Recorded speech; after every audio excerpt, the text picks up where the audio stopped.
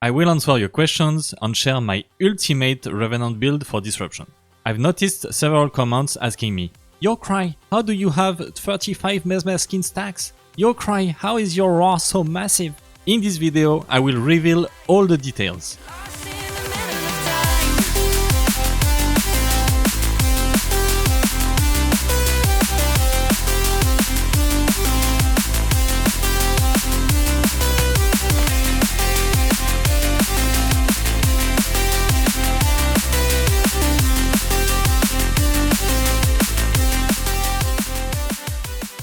Playing as Revenant allows you to ignore any enemy threat, nothing can kill you, ensuring a successful run at level cap. To have more stacks of Mesmer skin, you need to mod for strength. This also makes Revenant an excellent weapon buffer frame, utilizing an Elmim subsume ability such as Roar for mostly dot weapons, Xata's Whisper for direct damage weapons or to easily deal with overguards, as their only vulnerability is void damage, or Expedite Suffering to burst with slash or toxin weapons. Revenant is a beast, and my go-to choice if I want a laid-back disruption run without breaking a sweat.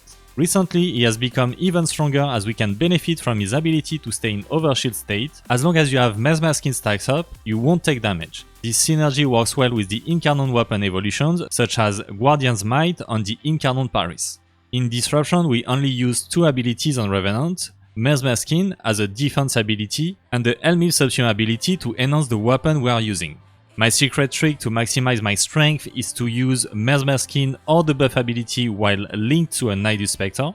This multiplies my total strength by 28%, considering my maximized Revenant build as 502% strength. This bumps our strength up to 643% for an incredible powerful Mesmer skin or buff. Since strength affects both damage and survivability for Revenant, I also use 5 strength Crimson Shards on him.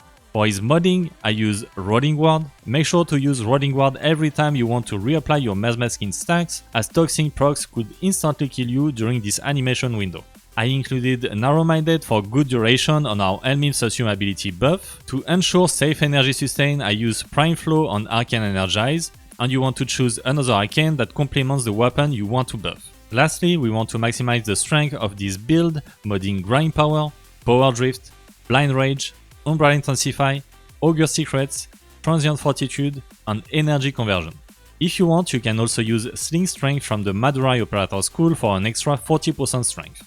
Now, as you know, the Baroque tier recently brought us the Prisma version of the Lenz. If you're doing Steel Path content, I recommend running it with a Panzer Vulpaphyla for viral procs. In my opinion, the status chance of the Lenz is too low to benefit from viral modding, so it's better to focus on increasing the damage of this weapon.